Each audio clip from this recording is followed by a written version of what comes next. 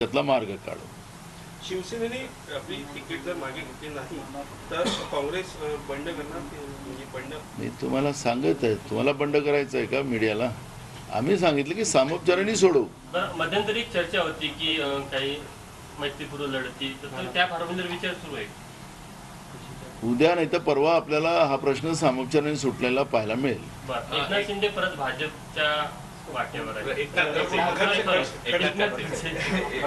Eknath Shinde already भाजपच्याच वाटेवर आहेत, त्याच्यामुळे ते एकनाथ शिंदेचं काय वेगळं सांगतात तुम्ही?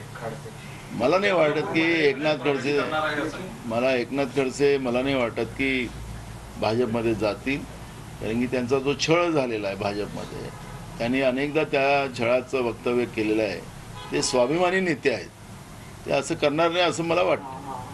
कुठेतरी काही दिवसांपूर्वी त्यांची अमित शहा वगैरेशी भेट झाली असल्याची चर्चा आहे, त्यामुळे तुम्ही नाकारताय, काही तुमचं बोलणं वगैरे झालंय का? मी सांगितलं की तुमच्याच माध्यमातून मी त्यांच्यावर भाजपने जो छळ केलेला होता, त्यांना जो त्रास दिलेला होता, ते त्यांनी वक्तव्य अनेकदा माध्यमाला सांगितलेलं आहे।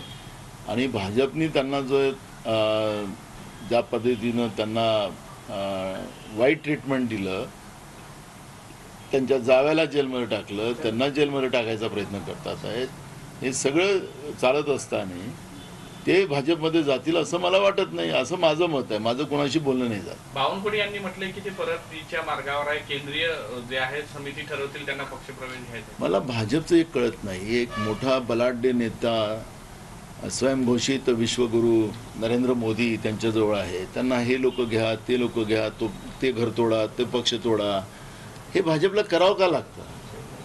त्या विश्वगुरूच्या नावाने मतं मागतात ना हे लोक, नरेंद्र मोदींच्या नावाने, तर त्याच्या नावाने जिंकायला पाहिजे ना। भाजपची अवस्था अशी पूर्ण देशभरात आहे, महाराष्ट्रासहित, की ते निवडूनच येऊ शकत नाही। म्हणून जी काही मूळ मुद्दे जे आहेत जनतेचे, ज्याचे आश्वासन यांनी 2014 आणि 2019ला दिलं, त्या आश्वासनाची हे पूर्तता करू शकले नाहीत। आणि म्हणून भ्रष्टाचारी लोक जमा करायचे, त्याला भ्रष्टाचाराचा आरोप लावायचा, त्याचे पैसे बघ, आता अजित पवारांकडून 70,000 कोटी यांनी जमा केलेत का? अशोक चव्हाणांकडून त्यांनी आदर्श घोटाळ्याचे पैसे घेतलेत का?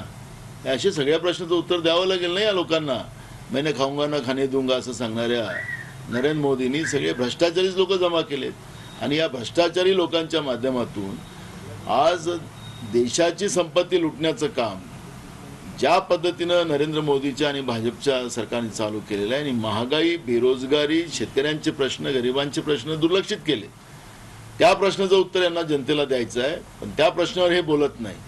नरेंद्र मोदींचं मी भाषण पाहतोय आत्ता निवडणुकीचे, ते देशाच्या जनतेसाठी काहीच बोलत नाही।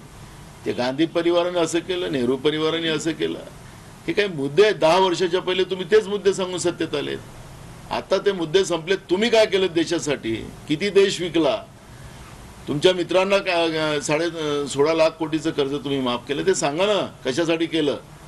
शेतकऱ्यांचं कर्ज माफ करू शकले नाही तुम्ही, शेतकऱ्यांच्या आत्महत्या तुमच्या 10 वर्षाच्या काळात वाढल्यात, त्याचं उत्तर द्यायचं नाही। शेतकऱ्यांना साधे विद्युत देत नाही, रोज महागाई वाढवता येते, त्याचं उत्तर आपल्याला द्यायचं आहे। आणि म्हणून मूळ प्रश्नावर भाजपने आता लोकांकडे जावं, पण ते भाजप मुद्दाहून जात नाही। माध्यमांना पकडून जनतेची दिशाभूल करण्याचं काम जे भाजप करते आहे, ते आता देशातल्या जनतेने ओळखलेलं आहे। आणि या काळामध्ये मोदीचं सरकार आता येणार नाही, हे आता जनतेने तय केलेलं आहे। भाऊ, रामटेकमध्ये बघितलं गेलं तर राजू कारवे जे आहेत ते काँग्रेसकडून गेले आहेत, शिंदेच्या गटामध्ये गेले आहेत। त्यानंतर रश्मी बर्वेंचं जे काही घडामोडी आता आपण बघितल्या आहेत, या एवढं सगळं असताना पण एक म्हणजे आता अशी चर्चा आहे की डमी उमेदवार काँग्रेसचा तिथे रामटेकमध्ये आहे, तरी सुद्धा भाजप म्हणा किंवा शिवसेना म्हणा पंतप्रधान उतरणार आहेत त्या प्रचारासाठी 10 तारखेला। आज मुख्यमंत्री शिंदे येत आहेत, 2 दिवसापूर्वी गोविंदा येऊन गेले आहेत, कसं बघता तुम्ही?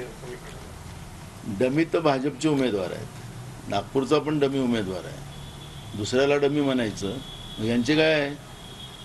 मी मतं मागणार नाही, मी लोकांच्या घरी जाणार नाही, मतं द्यायची असेल तर ते देतील, आता काय गलोगली फिरतात आहे, म्हणजे डमी उमेदवार आहे त्यांचा असं म्हणायचं का आम्ही? कुठलाही उमेदवार असेल त्याला असं डमी हे देऊन भाजप जे जनतेची दिशाभूल करते, ते आता भाजपच्या या सगळ्या मानसिकतेला, या विक्षिप्त मानसिकता जी भाजपची आहे ती आता जनता ओळखून आहे। त्यामुळे रामटेक लोकसभा असेल किंवा नागपूर असेल, भंडारा गोंदिया असेल, गडचिरोली असेल किंवा आमची चंद्रपूर असेल, या पहिल्या टप्प्यातल्या 5ही निवडणुका काँग्रेस महाविकास आघाडी जिंकेल असं चित्र पूर्ण आहे. त्याच्यामुळे यांनी उमेदवार ठेवलेले ते डमी होते का हा प्रश्न निर्माण होतो ना. महायुतीमध्ये आता महायुती सोडा, ते तर महाभारत चाललेलं आहे. मी तुम्हाला सांगतो की आता सगळ्यात महत्त्वाची भूमिका कालच आमच्या काँग्रेस पक्षाचा जाहीरनामा आम्ही जाहीर केलेला आहे.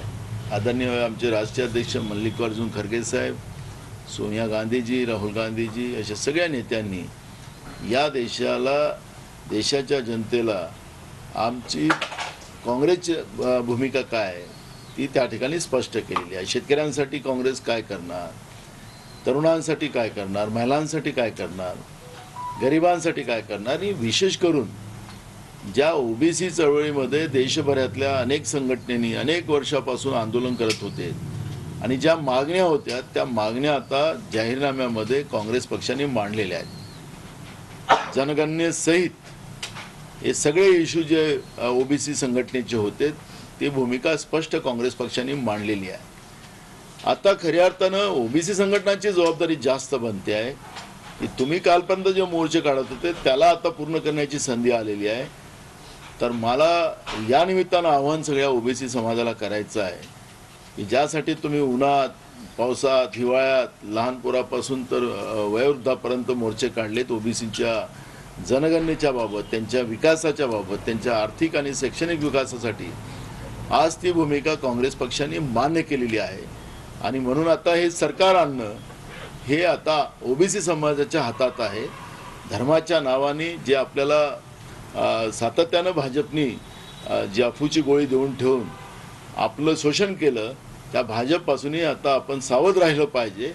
हे आव्हान मी माझ्या ओबीसी समाजाच्या सगळ्या लोकांना या ठिकाणी करतो आहे. याच्यामध्ये